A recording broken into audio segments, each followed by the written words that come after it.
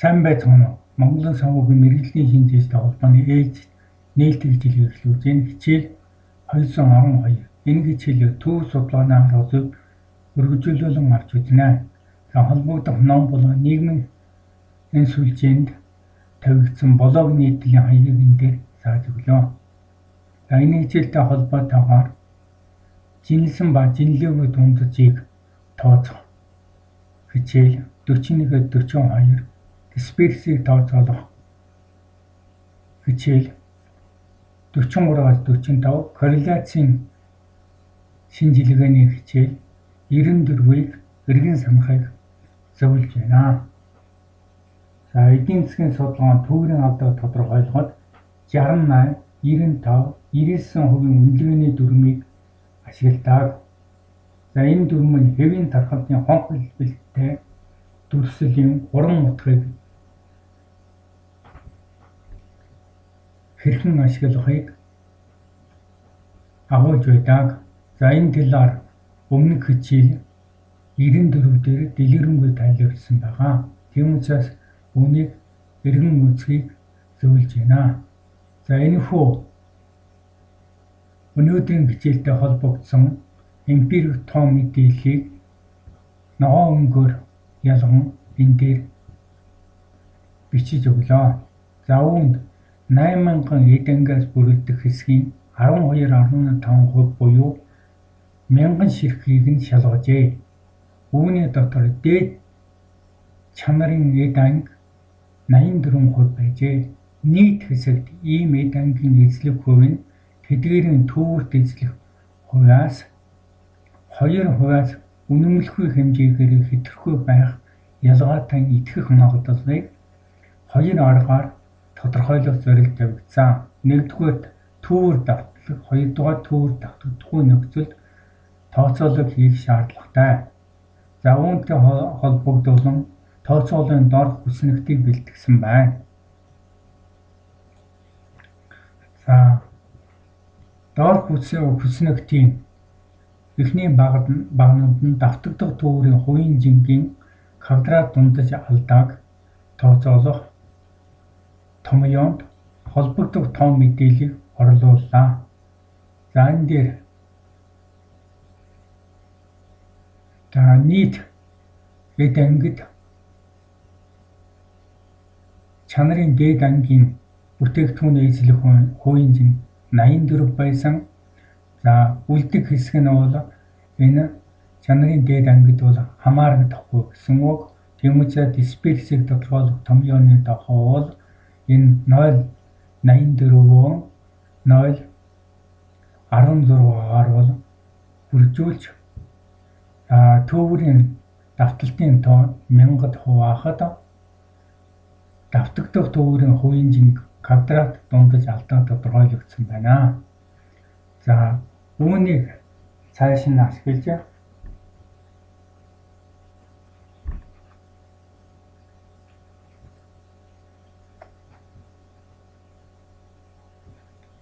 баталгаат магадлалыг тодорхойлох тооцоолыг гүйцэтгэлээ.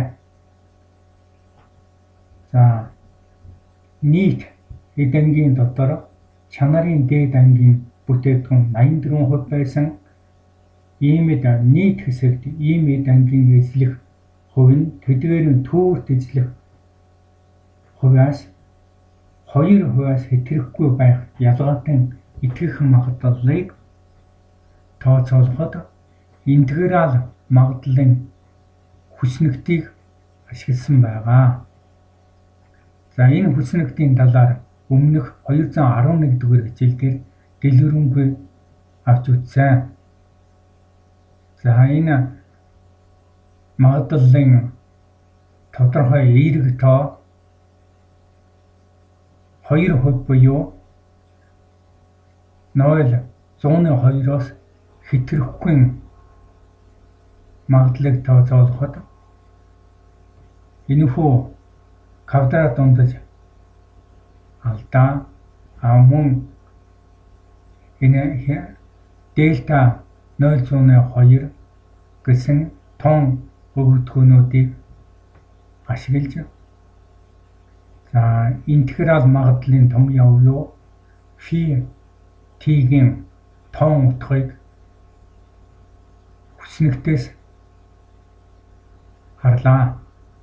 За хүснэгтэн дээр бол 1.7 нь бол хүснэгтийн мөрөнд бичигдсэн байгаа. За 101 гээд энэ багнанд бол үлдэх бутархай хэсэг 2 эсвэл 24 бичигдсэн байгаа.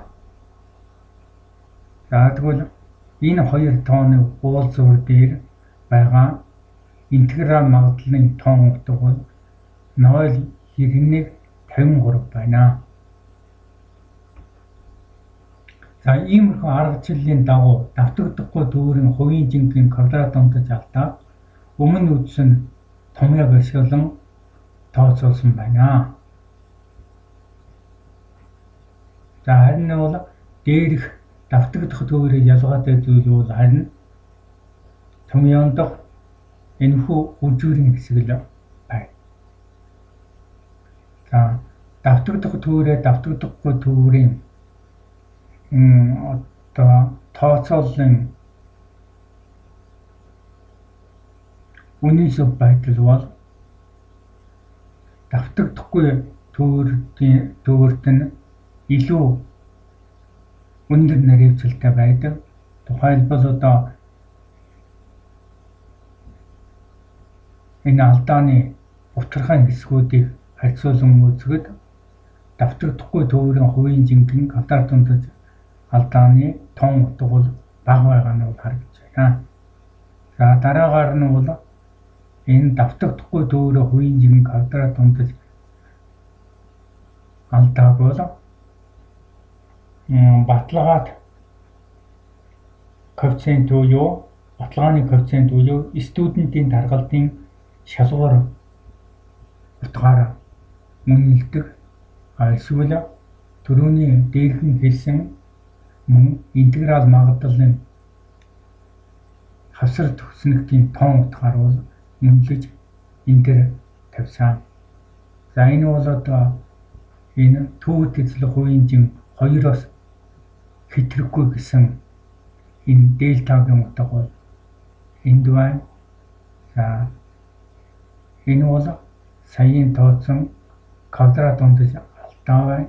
За энэ хоёр тоог бол энэ дээр хөртөөр байтан тавиад фи T-ийн тоон утга энэ үнийг хавсралтаар харсан. Харахтаа бол одоо 1.8 нь бол энэ хүснэгтийн мөрөнд харин 52 нь бол хүснэгтийн багны хэсэгт байгаа.